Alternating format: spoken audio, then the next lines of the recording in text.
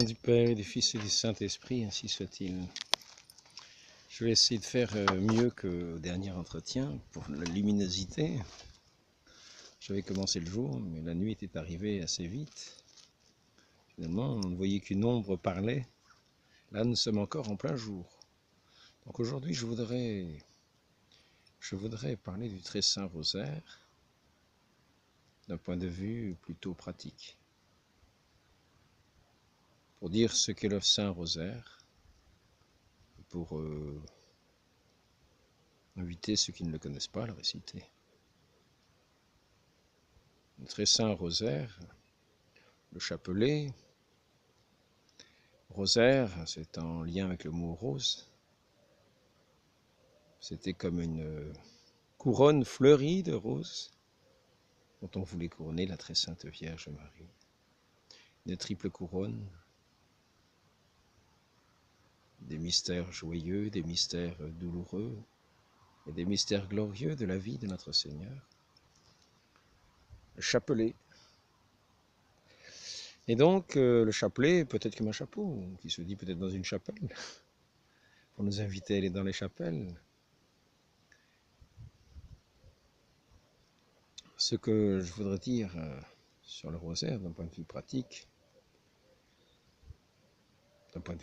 peut-être d'abord dire un mot de ce qu'est le rosaire. C'est une prière qui nous permet à la fois de nous adresser à notre Dieu par l'intercession de la très sainte Vierge Marie, toucher le cœur de son Fils. Le voyons aux noces de Cana. Les hôtes, les invités, n'ont plus de vin au banquet. La Vierge Marie, qui avec ses yeux de mère, voit ce manque, elle en parle à son Fils, elle sait, elle a toute confiance, il va porter remède et qu'il va donner plénitude à ce banquet, plénitude de joie, en faisant que ce vin des noces fuse à profusion. Ce vin des noces, son Fils dit « Mon temps n'est pas encore venu, que me veux-tu, femme ?» Mais cependant, il a répondu à l'appel de sa mère, et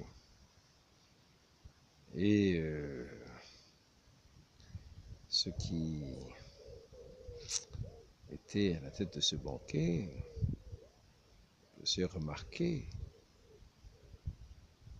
au Christ, faisait remarquer justement, non pas au Christ, faisait remarquer au chef du banquet qu'il avait su garder le bon vin jusqu'à la fin. Et il ne savait pas d'où ce vin venait, il ne savait pas que c'était l'eau changée en vin. L'eau, je ne vais pas parler de ce mystère, je vais parler du très saint rosaire. Donc nous nous adressons à la très sainte Vierge Marie en l'honneur de la très sainte Trinité, pourquoi nous invoquons sans cesse, à la fin de chaque dizaine, ce nom de la très sainte Trinité, duquel nous avons été baptisés. Au nom du gloire au Père, gloire au Fils, gloire au Saint-Esprit, à tout jamais, dans tous les siècles. Et donc, pour rendre grâce à Dieu de toutes choses, de tous les bienfaits, nous faisons des prières d'action de grâce, nous faisons des demandes, mais nous savons que Dieu répondra à nos prières, nous lui rendons grâce d'avance. Nous lui offrons notre reconnaissance.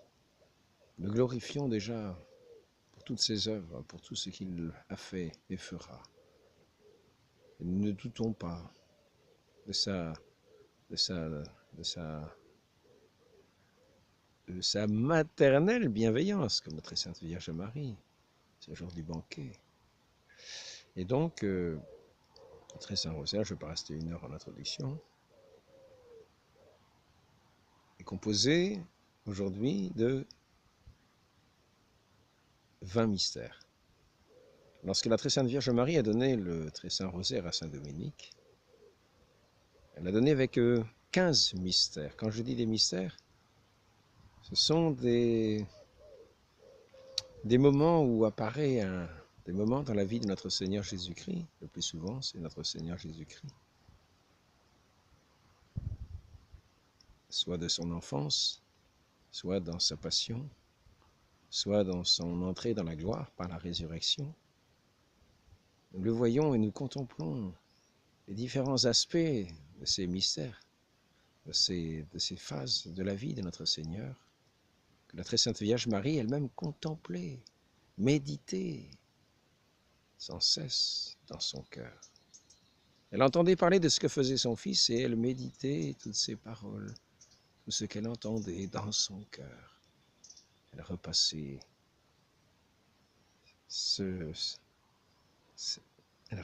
cette vie de notre Seigneur, dont elle entendait parler, elle les repassait, elle savait que c'est Dieu qui opérait ces mystères dans ce monde. Elle n'avait rien de plus précieux que de méditer ces mystères divins dans son cœur, comme dans un cellier divin. Elle faisait le baume, le parfum de sa vie toute céleste, de sa vie d'intimité avec son Dieu. Et plus elle contemplait ces mystères, plus elle entrait dans ce mystère de gloire de Dieu, dans cette connaissance de Dieu qui est la vie éternelle. Donc, la porte de cette prière, c'est le credo. C'est le credo. La porte de cette prière, nous voyons que c'est la croix.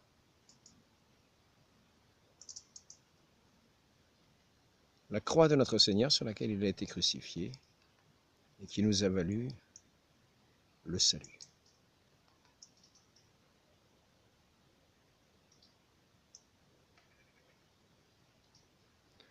C'est par les mérites de sa passion que tout pécheur est séparé de Dieu, ennemi de Dieu que nous étions.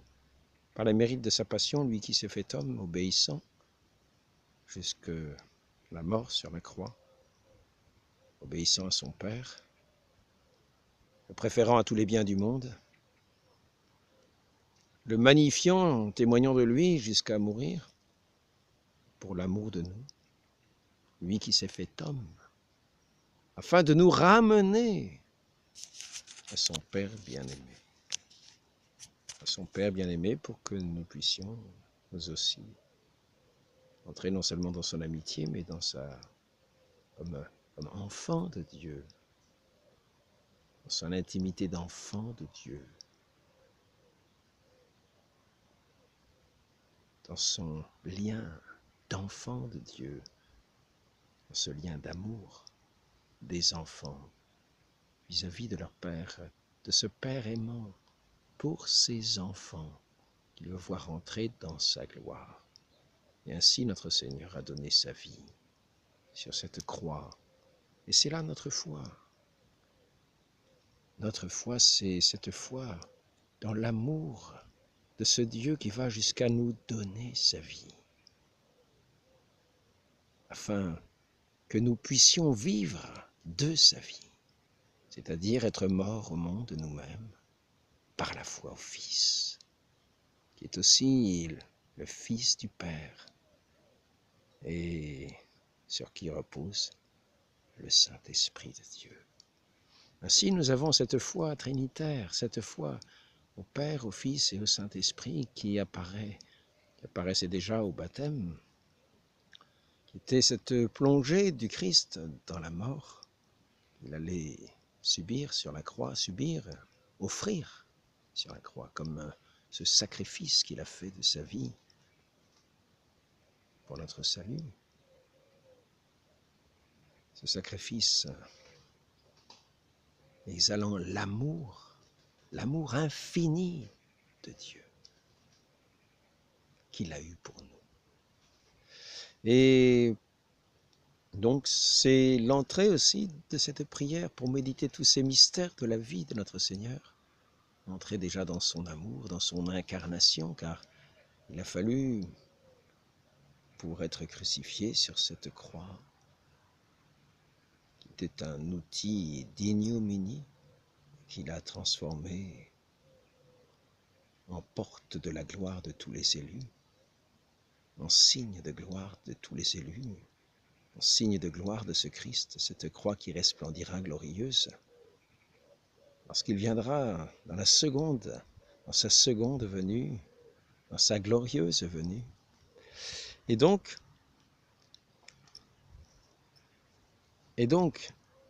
nous commençons, pour entrer dans ce mystère, par dire le credo. Je crois en Dieu, le Père Tout-Puissant, Créateur du ciel et de la terre, et en Jésus-Christ, son Fils unique, notre Seigneur, qui a été conçu du Saint-Esprit, est né de la Vierge Marie, a souffert sous Ponce Pilate, a été crucifié, est mort, a été enseveli, est descendu aux enfers. Le troisième jour est ressuscité des morts, est monté aux cieux, est assis à la droite de Dieu, le Père Tout-Puissant, d'où il viendra juger les vivants et les morts. Je crois en l'Esprit Saint, la Sainte Église catholique, en la communion des saints, la rémission de péchés, en la résurrection de la chair, en la vie éternelle. Amen. Voilà notre profession de foi. Voilà ce qui rassemble comme un abrégé de notre foi dans notre Dieu. Père, origine de tout, le Fils, engendré du Père et le Saint-Esprit, produit du Père et du Fils, leur amour mutuel. Et nous entrons dans ce mystère de la vie du Christ avec au cœur cette foi en notre Dieu, cette foi en cet amour de Dieu qui va jusqu'à se donner à nous. Et il nous invite à marcher à sa suite, et c'est ainsi que nous allons méditer les différents mystères de sa vie pour marcher à sa suite. Ces différents passages de sa vie sont comme des miroirs. Ils vont chacun refléter un aspect des vertus de notre Dieu. Un resplendissement de la gloire du Père et des vertus de notre Dieu. Lorsque nous aurons dit le credo, je crois en Dieu, nous adressons à celui qui est notre Père. Notre Père, c'est la prière que notre Seigneur nous a enseignée, notre Seigneur Jésus-Christ, le Fils unique. Il a appris ses disciples à parler comme les enfants de ce Père céleste, nous qui sommes appelés à la gloire du ciel. Il nous a invités à réciter cette prière à ses disciples qui disaient ne pas savoir prier. Ainsi, sous la motion du Saint-Esprit qui vient prier en nous, notre Seigneur a placé ces mots pour les adresser à notre Père céleste, notre Père qui est aux cieux. Cela nous disons sur le premier grain qui suit la croix. Il y a ce qu'on dit les grains plus petits qui forment les dizaines du chapelet et les grains plus gros qui sont les grains où nous récitons ce Notre Père et ce Gloria. Donc après le credo, nous adressons à notre Père des cieux, notre Père qui est aux cieux. Que ton nom soit sanctifié, que ton règne vienne, que ta volonté soit faite sur la terre comme au ciel. Donne-nous aujourd'hui notre pain de ce jour. Pardonne-nous nos offenses, comme nous pardonnons aussi à ceux qui nous ont offensés. Ne nous laisse pas entrer en tentation, mais délivre-nous du mal. Ainsi soit-il. Ou Amen. Certains disent ainsi soit-il, d'autres disent Amen. Certains préfèrent cette formule plus traditionnel, ainsi soit-il, et d'autres préfèrent cet Amen qui est comme cette parole forte, ce rocher sur lequel est assise notre foi. Nous avons toute confiance en ce Père Tout-Puissant et toute bonté. Et nous nous adressons à lui comme à notre Père, parce qu'il est notre Père céleste. C'est notre Seigneur qui nous invite à prier. Il dit, demandez, il vous sera donné. Cherchez, vous trouverez. Frappez, il vous sera ouvert. Il faut donc demander, chercher. Il nous faut prier.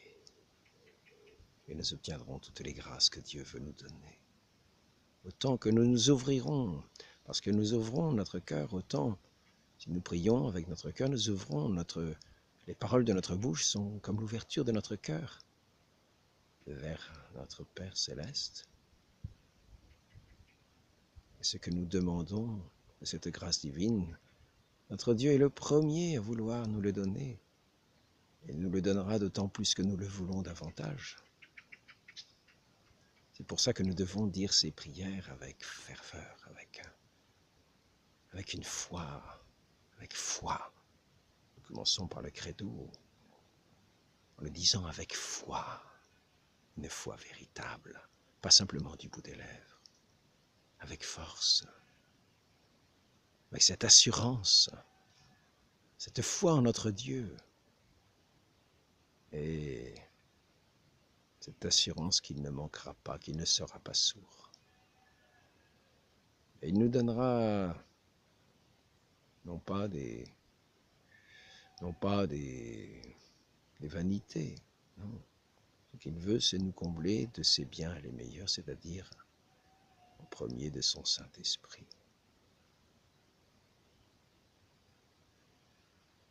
Il va nous tenir en union avec lui. Car c'est là notre trésor, il est notre trésor.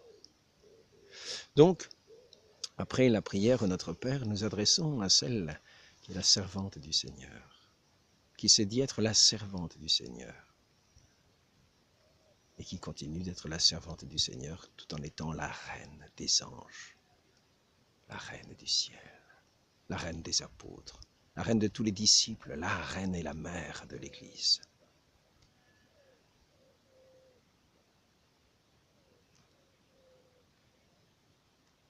Et elle qui était la servante du Seigneur, elle qui est attentive à ses enfants, comme nous l'avons vu dans ces noces de Cana, notre Seigneur qui est son Fils ne manque pas de lui obéir comme à une mère. Ainsi, cette mère va s'adresser à son Fils, elle va le toucher par sa confiance qu'elle a toujours eue, cette foi et cet amour qu'elle a toujours eu en lui, qu'elle a toujours eu en Dieu. C'est elle que Dieu a choisie pour la combler de ses grâces, parce qu'elle avait cette disposition à s'ouvrir à la grâce divine dans la plénitude, comblée de grâce, sans aucune ombre, sans aucune tache, l'Immaculée Vierge Marie. Et c'est elle qui nous a donné son Fils, et c'est elle encore qui nous le communique aujourd'hui. Elle est toujours notre mère. Et nous nous adressons à elle comme à notre mère pour obtenir comme un canal de grâce toutes les grâces que nous demandons. Elle qui contemple les mystères de la vie de son Fils, nous demandons de les contempler avec elle. Et ainsi nous nous adressons les trois Je vous salue Marie à la suite du Notre Père. Le Credo, le Notre Père et 3 grains qui suivent, qui sont séparés du Notre Père, voyez. Je ne sais pas si on voit bien, on ne voit peut-être pas. La croix, le Notre Père et les 3 grains qui sont les 3 Je vous salue Marie que nous allons lui adresser en l'honneur de la très sainte Trinité, en s'adressant à elle comme la fille du Père, puis au 2e grain comme la mère du Fils, et le 3e grain comme l'épouse du Saint-Esprit. Et après cela, nous rendrons toute gloire à Dieu, à qui tout honneur revient, qui est l'unique adorable. Gloire à Dieu dans toutes ses œuvres. Après cela, nous allons commencer les mystères, c'est-à-dire méditer ces mystères joyeux, ces mystères lumineux que le pape Jean-Paul II a rajoutés aux 15 mystères qui existaient du temps de Saint-Dominique. Et donc, nous aurons les mystères joyeux de la naissance, de l'incarnation de notre Seigneur, jusqu'à son recouvrement au temple, la fin de son enfance. Puis ensuite, nous entrerons dans ceux de sa vie publique, tout de lumière, lui qui est la lumière du monde et qui vient apparaître au grand jour devant les hommes pour établir le règne de Dieu, c'est-à-dire faire connaître l'amour du Père et faire entrer tous ceux qui ont foi en lui et qui marchent à sa suite, par la grâce du Saint-Esprit qu'il donne à ceux qui croient en lui. Après ça, nous aurons les mystères douloureux qui nous ont mérité ce salut. De l'agonie de Jésus à sa passion, à sa mort sur la croix. Il a versé son sang rédempteur pour nous, pour prix de son amour. Et puis nous entrerons dans ces mystères de gloire. Nous sommes appelés, nous aussi, à venir contempler notre Père céleste. Notre Seigneur est venu à la droite de ce Père pour que, comme ses enfants, bénis de lui, à sa suite, nous qui sommes son corps, lui qui est notre tête, nous soyons dans ce ciel d'éternité à le louer, à le bénir sans cesse, dans une immense louange, dans une joie infinie, une joie sans fin, au milieu des parfums et des chants d'allégresse, des parfums célestes.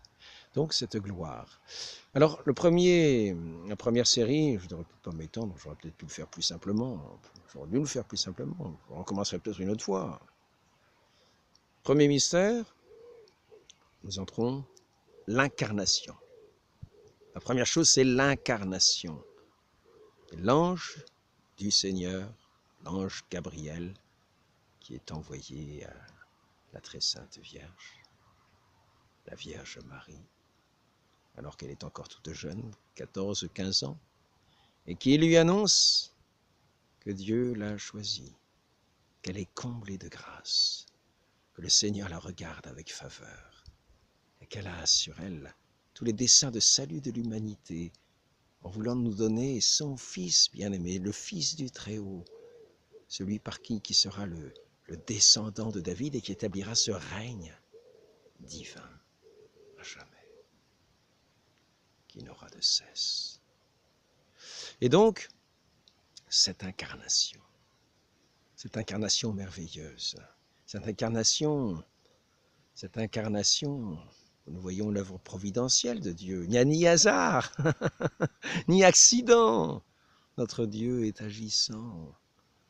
Et ici, il envoie simplement son envoyé pour demander l'accord de celle qu'il a choisie pour être la mère de son Fils. Car notre Dieu ne vient pas forcer nos consciences, il ne vient pas forcer nos volontés. Il a préparé le cœur de cette humble jeune fille, de cette humble Vierge d'Israël, toute disposée à son Dieu, sans aucun défaut, sans aucune tâche, comme on dit, l'épouse du Saint-Esprit, dans lequel ce Fils va pouvoir établir comme dans un nouveau paradis sa demeure, non pas celle du ciel, mais déjà dans le sein de Marie comme dans un jardin clos, afin de faire éclore sur ce monde toutes les fleurs, toutes ces fleurs du paradis que sont toutes les vertus que Dieu veut voir fleurir sur l'humanité. dans nos cœurs, dans nos âmes, ce parfum de l'amour. Et donc, l'ange du Seigneur annonce à Marie qu'elle sera la mère du Sauveur. Et la Vierge Marie, d'abord très étonnée de cette annonce de l'ange, répond oui, fiat, qu'il me soit fait selon votre parole. Et c'est ainsi que le Verbe éternel de Dieu prit chair dans le sein de la Vierge Marie. Méditons ce mystère de ce Dieu infini qui vient prendre chair dans ce sein très pur, la Vierge Marie, dans ce sein très humble de la Vierge Marie. Y être enfermé pendant 9 mois, et grandir comme un petit bébé dans le ventre de sa mère, comme prisonnier du ventre de sa mère, qui est comme un tabernacle du Dieu vivant.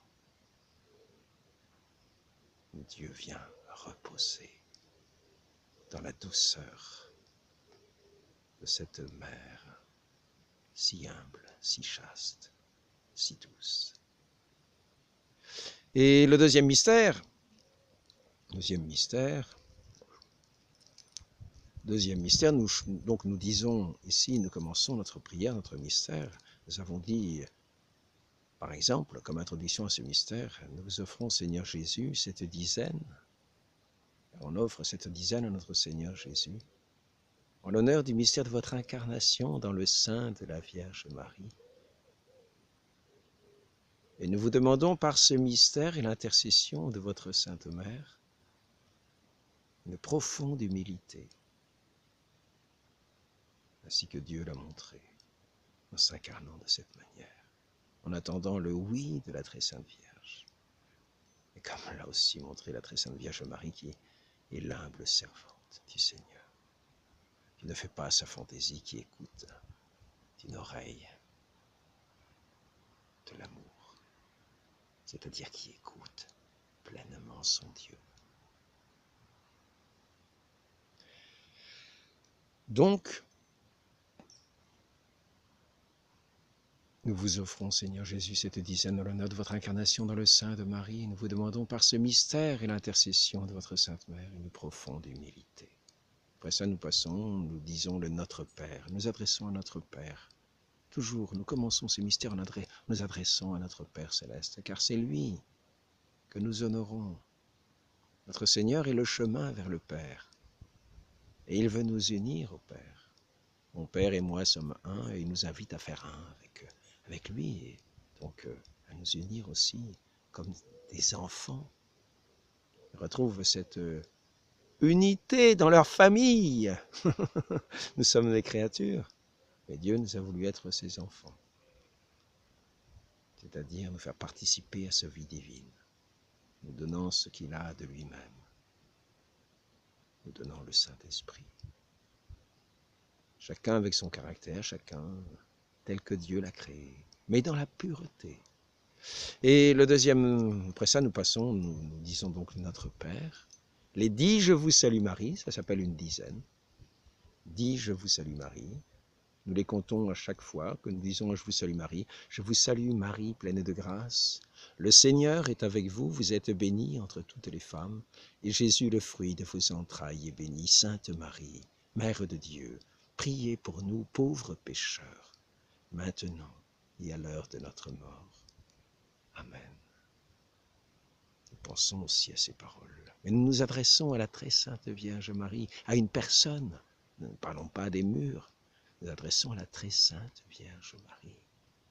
Celle qui est apparue à Lourdes, celle qui s'est manifestée de tant de façons, celle qui est la mère de notre Sauveur, celle qui veille sur son Église, sur ses enfants, qui est comme une étoile dans cette nuit d'ici-bas, déjà une préfiguration de ce que nous sommes appelés à être dans la pureté. Donc, à chaque fois, nous disons « Dis, je vous salue Marie ». Nous pensons, nous méditons toujours ces mystères, mais nous nous adressons quand même à la très sainte Vierge Marie. Je vous salue, Marie, pleine de grâce. Le Seigneur est avec vous.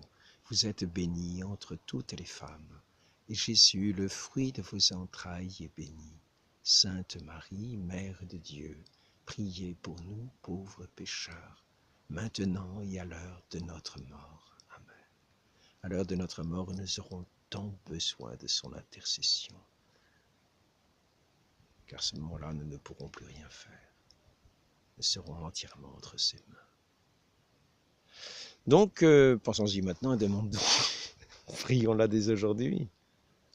Abandonnons-nous à elle dès aujourd'hui, car maman, peut-être nous serons incapables de le faire. Nous serons peut-être en d'autres mains, nous ne savons pas ce que nous serons à ce moment-là. Deuxième mystère joyeux, nous avons vu l'incarnation, maintenant nous voyons la visitation. La très sainte Vierge Marie va visiter sa cousine, Sainte Élisabeth, qui est enceinte de Saint Jean-Baptiste. L'ange lui a dit, lors de sa visite, parce que elle a demandé, lorsque cet ange, l'ange Gabriel, a demandé le consentement à la très sainte Vierge Marie pour l'incarnation du Verbe éternel dans son sein, eh bien, à la fin de son intervention, il lui révèle que sa cousine, Élisabeth, est enceinte, déjà depuis 6 mois. Elle qui était la stérile, mais rien n'est impossible à Dieu, rien n'est impossible à Dieu, ayant toute confiance. Et donc, eh bien, la Vierge Marie, en pleine de charité de cet esprit de Dieu, de ce Saint-Esprit, ne tarde pas à répondre. Elle franchit les montagnes qui mènent jusque dans le pays de sa cousine. Elle arrive chez elle et là, le Saint-Esprit agit toujours, le Saint-Esprit est à l'œuvre, c'est lui qui nous envoie. C'est par sa charité, cet esprit de charité, elle va aider sa cousine enceinte. De celui qui est Saint Jean-Baptiste, de celui qui sera l'annonciateur de notre Seigneur Jésus-Christ, que nous verrons plus tard au Jourdain, sur les bords du Jourdain pour être baptisé, qui sera comme le témoin, celui qui va annoncer le Sauveur. Et là, nous le voyons encore dans le ventre de sa mère, Sainte Élisabeth.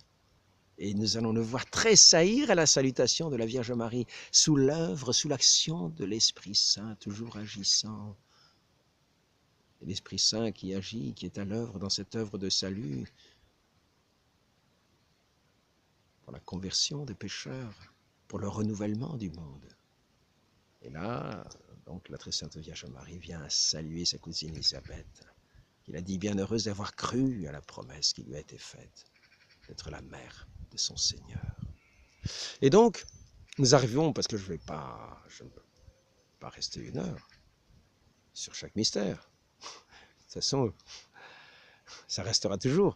Le grand mystère à méditer, c'est à chacun de les méditer, selon ce que l'Esprit donnera à chacun de percevoir. Donc,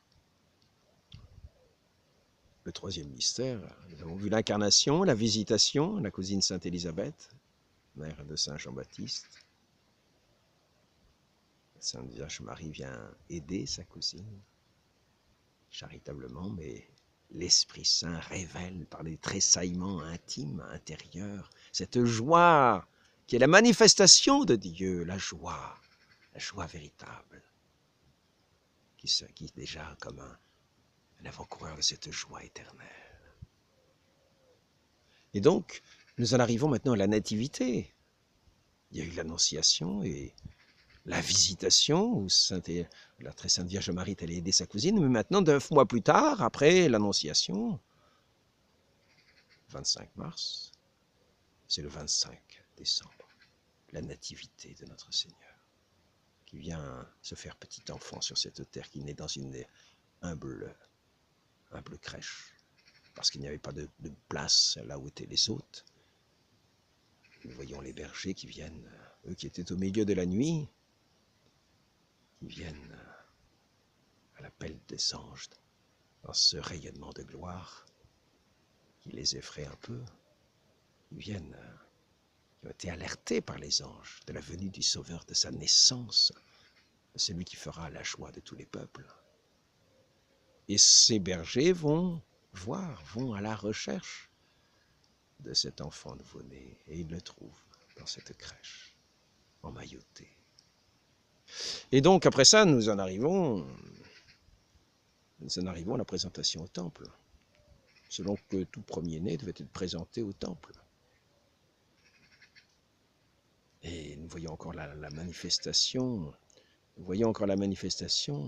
du Saint-Esprit, qui avait préparé le vieillard Siméon à l'attente de la venue du Messie, de celui qui serait la gloire d'Israël, la lumière pour éclairer les nations. Et ce Saint-Esprit va inspirer ce vieillard Siméon de venir au moment justement où la très sainte Vierge Marie et Saint Joseph viennent présenter l'enfant au temple, de le faire venir à ce moment-là pour qu'il puisse porter dans ses bras cet enfant à qui il était promis à sa vieillesse, de ne pas voir la mort avant de le tenir dans ses bras. Et c'est ce qu'il s'est passé. Il a vu celui qu'il attendait. Et il dit, maintenant tu peux laisser ton serviteur s'en aller en paix selon ta parole, car mes yeux ont vu le salut que tu préparais à la face des peuples. Et tout ça, c'est le Saint-Esprit qui l'inspire, car il n'a vu qu'un nouveau-né, notre Seigneur Jésus-Christ. Et le Saint-Esprit, là, il a donné cette inspiration de venir.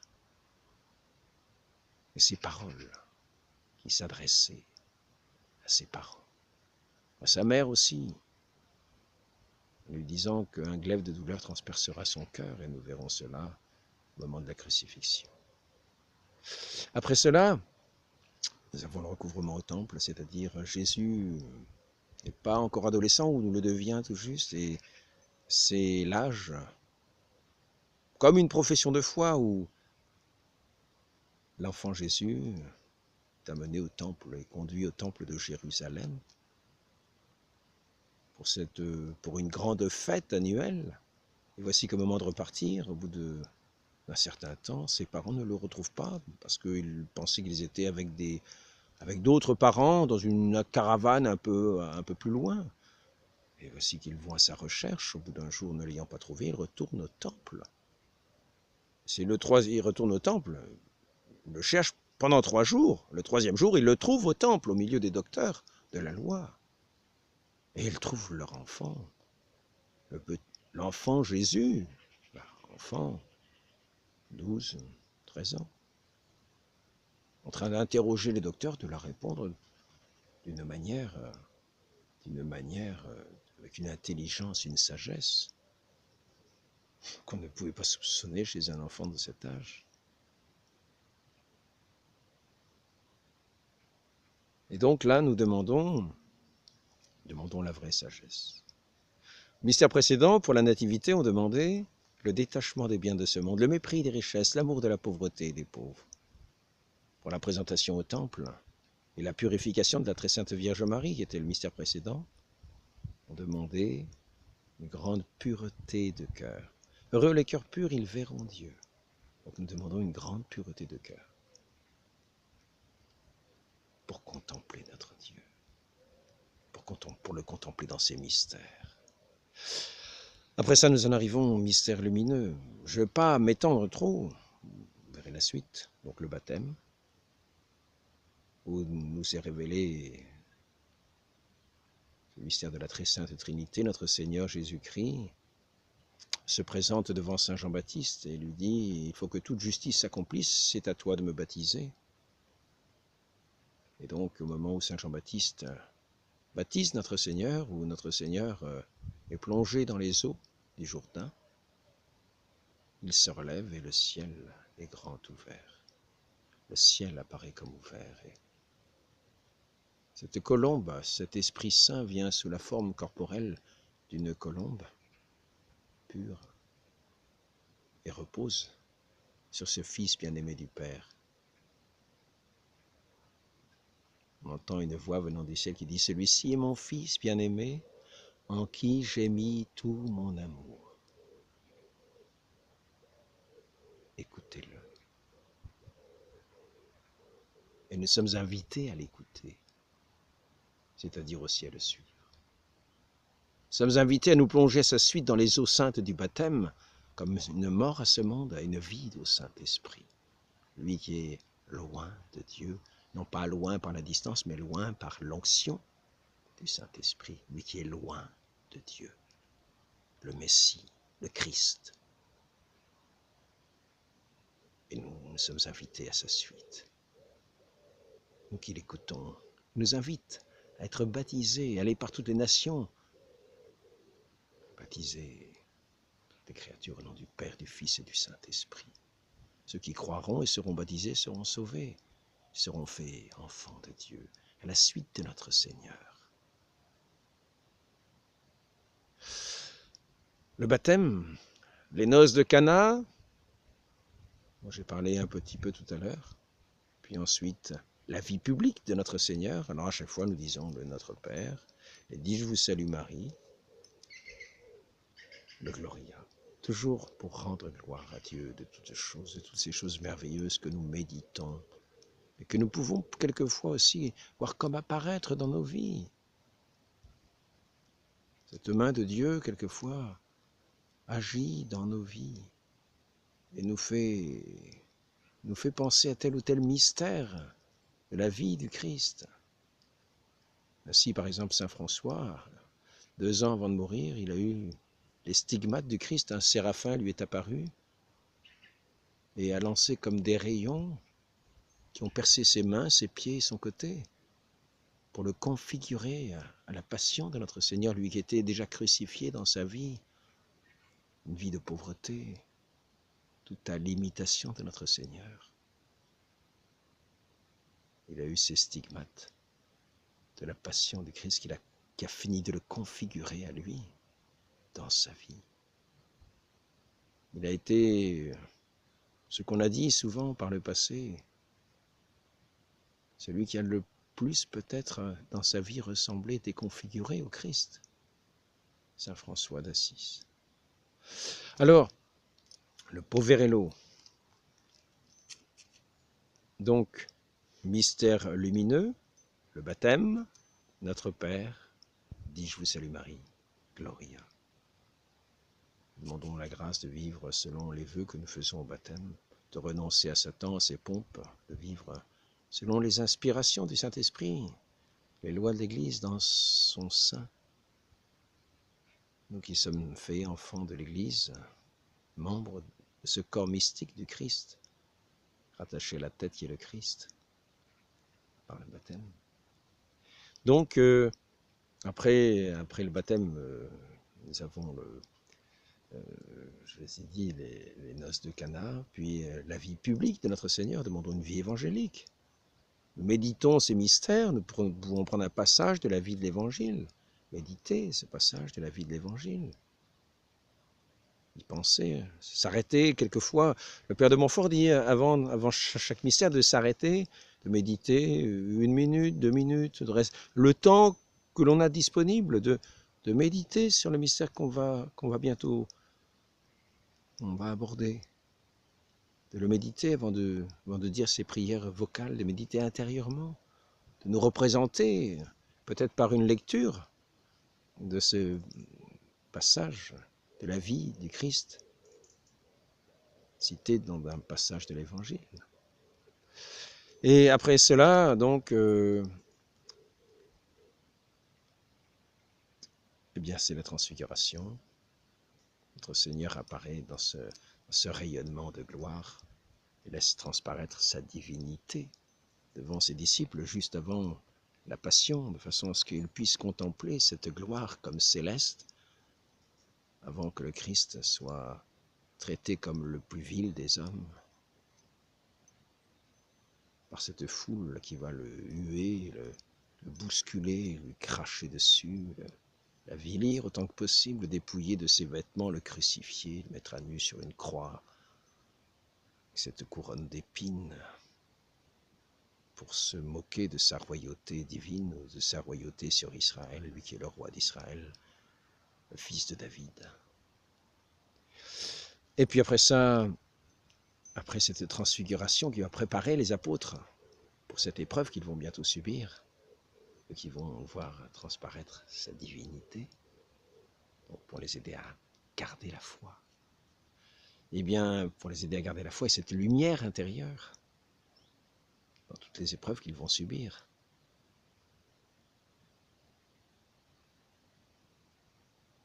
nuit commence à arriver. J'étais pourtant parti en plein jour. Et le dernier mystère, c'est l'institution, le dernier mystère lumineux, l'institution de la très sainte Eucharistie. Notre Seigneur se donne en nourriture pour nourrir nos âmes. Sous l'apparence d'un petit morceau de pain, sous les espèces du pain et du vin, c'est le corps de notre Seigneur. Prenez et mangez ceci, mon corps, dit-il à ses disciples le soir, la veille de sa passion. Prenez et buvez, ceci est mon sang, versé pour la multitude, pour la rémission des péchés. Vous ferez cela en mémoire de moi. C'est l'institution de la très sainte Eucharistie. Et là, on peut demander la vie éternelle dans la communion à notre Seigneur. Il faut paraître devant lui avec un cœur pur, il faut confesser ses péchés avant que de communier à lui. Venir à jeun. Ne pas venir avec un ventre plein de ripaille, en ayant bu un petit peu avant, non, on s'abstient pour recevoir le plus dignement, pour recevoir, comme dans un tabernacle pur, notre Seigneur, notre Dieu. Quand on va le recevoir, quand on l'a reçu, on pense à sa présence en nous. Nous pouvons lui demander d'être notre lumière. Nous pouvons nous adresser au Père, le remercier de nous avoir donné son Fils, d'avoir jeté sur nous son regard d'amour, pour nous donner son Fils qui s'est offert pour nous sur la croix, qui s'est donné à l'instant en nourriture, pour nos âmes, pour être la vie de nos âmes, pour nous unir à ce Père céleste, nous réunir à lui. Nous pouvons lui demander dans ce feu de la charité de consumer toute trace qu'il peut rester du péché, et toute lumière, lui qui est la lumière. Demandons-lui des grâces, prions les uns pour les autres. Demandons-lui surtout de rester toujours unis à lui. Puis nous en arrivons au mystère douloureux. La veille de sa passion, il s'est donné à ses disciples dans ce banquet où il s'est donné lui-même en nourriture, qui représentait déjà son sacrifice sur la croix. Et nous le voyons le lendemain, les mystères douloureux. Lorsque nous disons les mystères douloureux, nous commençons par Gethsémani, l'agonie de Jésus au mont des Oliviers. Il va suer des larmes, il va suer du sang, tant les angoisses vont être grandes à la vue du péché d'humanité et de sa passion qui vient. Et il se conforme à la volonté du Père. Père, si cette coupe peut s'éloigner de moi, qu'elle s'éloigne, mais que votre volonté soit faite. Et voilà, maintenant, nous en arrivons, il a été saisi, Judas l'a trahi, il a conduit la troupe armée jusque sur ce lieu de Gethsémani, où il venait prier avec ses disciples, prier les psaumes. La chair est faible, dit-il, et il invitait ses disciples à prier pour ne pas succomber à cette faiblesse de la chair, mais il retrouve à chaque fois ses disciples endormis, n'ont pas la force de veiller une heure. Et donc, voici maintenant que la troupe, guidée par Judas, est venue le saisir, et il est amené devant ceux qui vont le passer dans leurs petits tribunaux ou grands tribunaux, règne de Caïphe, les grands prêtres, devant Pilate, devant les grands prêtres, devant Hérode, le roi Hérode. Il va passer comme ça de lieu en lieu, être bafoué par les uns, par des faux procès par les autres, pour être accusé et condamné à mort. Et donc il va être ensuite flagellé. Et nous méditons ce mystère de la flagellation très sanglante de notre Seigneur, lacéré de coups, avec des fouets qui lui déchirent le corps. Puis nous méditons le mystère suivant, c'est le couronnement d'épines. Troisième mystère douloureux, le couronnement d'épines. Les soldats lui tressent une couronne d'épines d'épines très pointues, il enfonce sur sa tête, qui enseigne. Il met un roseau à la main, un manteau rouge de pourpre, et puis le traite en roi de comédie, de tragédie. Il le gifle, il le tape avec le bambou qui lui sert de sceptre. Il tape sur la tête, sur sa couronne d'épines pour l'enfoncer davantage. Il crache au visage, il poile le genou devant lui en lui disant « Salut, roi des Juifs !» Voilà. Méditons ce mystère de cet homme humilié, de ce Dieu humilié qui subit ses affronts. Dans le mépris de ces dignités du monde, lui qui est roi des siècles et roi de l'univers, roi des cœurs. Donc, après cela, nous méditons le portement de croix, déchargé de son instrument de supplice. Toujours nous disons, notre Père qui es aux cieux, que ton nom soit sanctifié. Dans tous ces événements-là, prions notre Père qui es aux cieux, que ton nom soit sanctifié, que ton règne vienne. Dans toutes ces choses-là, dans tous ces événements-là, c'est le règne de notre Seigneur qui vient. Ce n'est pas le règne à la manière du monde. Ce n'est pas des couronnes d'or, c'est la couronne d'épines. C'est l'amour de Dieu. Le règne de Dieu qui advint. Il va renouveler le monde. Et donc, après ce portement de croix où notre Seigneur porte la croix de son supplice jusqu'au lieu du calvaire, il va être crucifié. Nous voyons tout au long de la route les insultes, les mépris. Nous voyons aussi les uns qui vont le plaindre. Ces saintes femmes, ces pieuses femmes de Jérusalem qui vont pleurer à sa suite. Nous voyons Simon de Cyrène qui l'aide à porter la croix. Nous voyons Véronique qui lui essuie le visage. Nous le voyons tomber à terre. Nous le voyons arriver près du calvaire, dépouillé de ses vêtements qui sont arrachés, eux qui sont collés au sang de la flagellation. Et puis ensuite, le cinquième mystère douloureux, la crucifixion. Tous les mystères de la vie du Christ vont défiler ainsi, et nous aurons à les méditer. Crucifixion, sa mort ignominieuse sur le calvaire, où il remet sa mère à Saint Jean, et Saint Jean à sa mère. Saint Jean, le disciple bien-aimé, qui représente tous les fidèles, dont notre Sainte Vierge Marie est devenue la mère.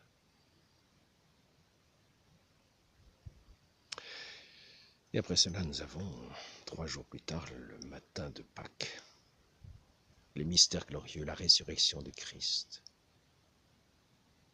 que les disciples d'abord ne veulent pas croire, que les saintes femmes vont proclamer, apeurées et joyeuses en même temps. Elles ne seront pas crues dans un premier temps. Puis nous voyons toutes ces scènes de cette résurrection, Jésus au bord du lac, Jésus qui apparaît au cénacle, Jésus apparaît aux disciples d'Emmaüs alors qu'ils rompent le pain, comme dans l'Eucharistie. Il se fait reconnaître à ce signe, puis disparaît mystérieusement.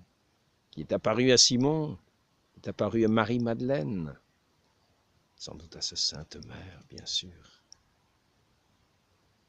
la première. Et après ça, voyons le mystère suivant, l'ascension de notre Seigneur, après 40 jours.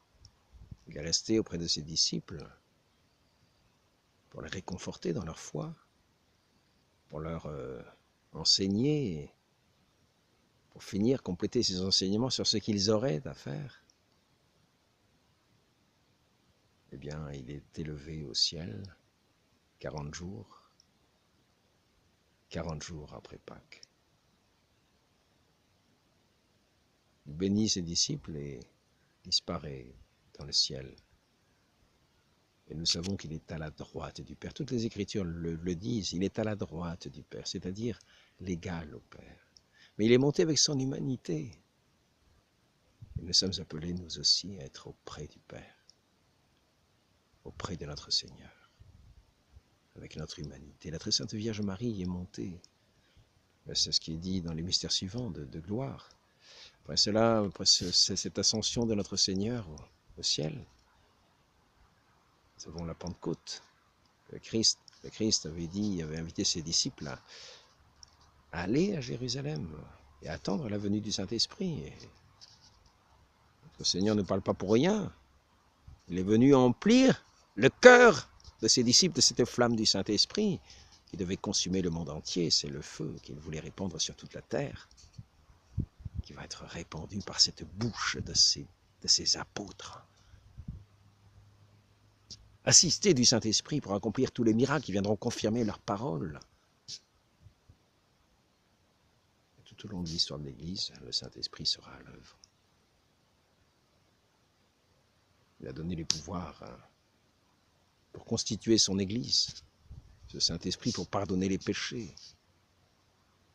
Ces apôtres, il s'adresse à ces apôtres qui va ensuite gouverner, qui vont gouverner l'Église.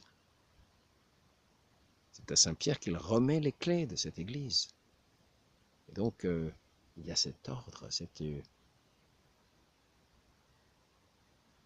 cet ordre tout divin, tout dans la création est ordonné, et l'Église aussi est ordonnée.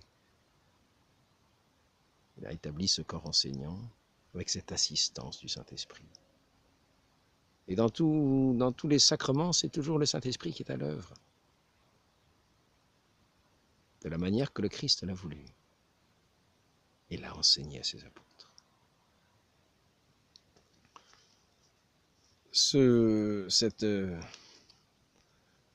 confirmation, cette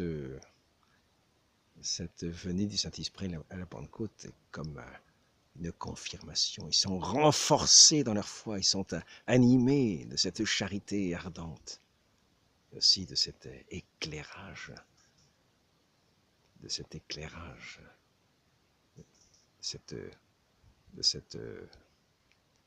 cette lumière encore plus vive, pour être éclairée et éclairer les nations de cette lumière de Dieu, du Saint-Esprit, répandu sur eux.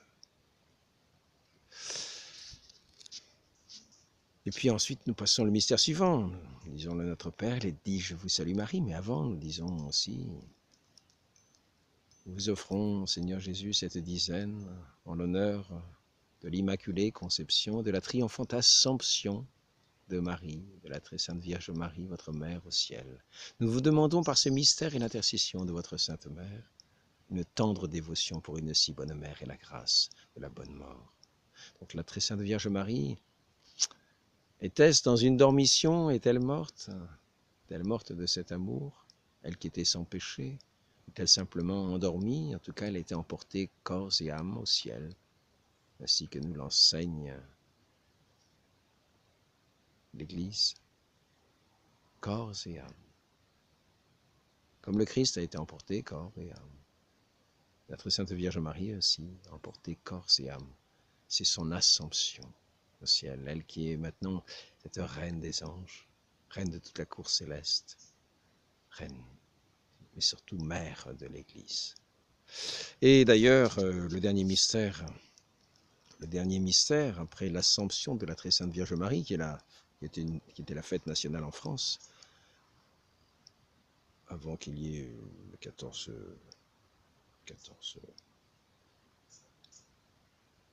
juillet, et plutôt une des fêtes, une des fêtes nationales. Donc, ce 15 août, nous avons Louis XIII a consacré la France à la très sainte Vierge Marie.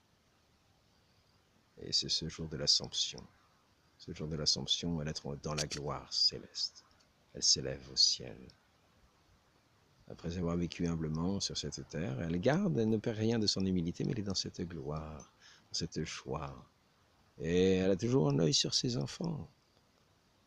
Pour être reine du ciel, elle n'en est pas moins mère de tous ses enfants. Elle va veiller sur eux pour les mener sur cette route du salut, elle qui est la reine des anges.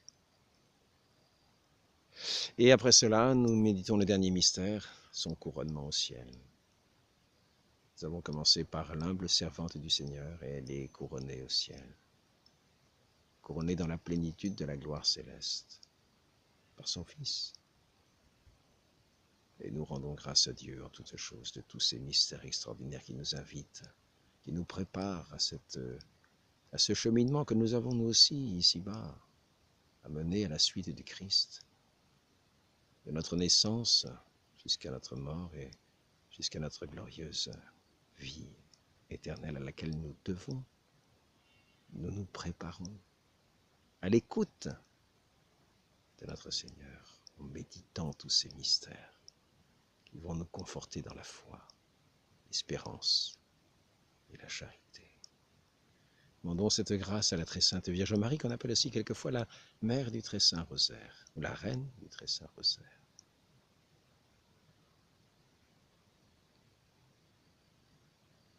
Je vous salue Marie, pleine de grâce, le Seigneur est avec vous. Vous êtes bénie entre toutes les femmes, et Jésus, le fruit de vos entrailles, est béni. Sainte Marie, Mère de Dieu, priez pour nous, pauvres pécheurs, maintenant et à l'heure de notre mort. Amen. Donnez-nous, en méditant tous ces mystères du rosaire, de renoncer de plus en plus à nous-mêmes et d'entrer dans ce mystère de l'amour divin, pour lui dire chaque jour davantage oui, comme vous avez répondu oui à l'ange pour l'incarnation de votre Fils bien-aimé, ainsi soit-il. Au nom du Père et du Fils et du Saint-Esprit. Amen.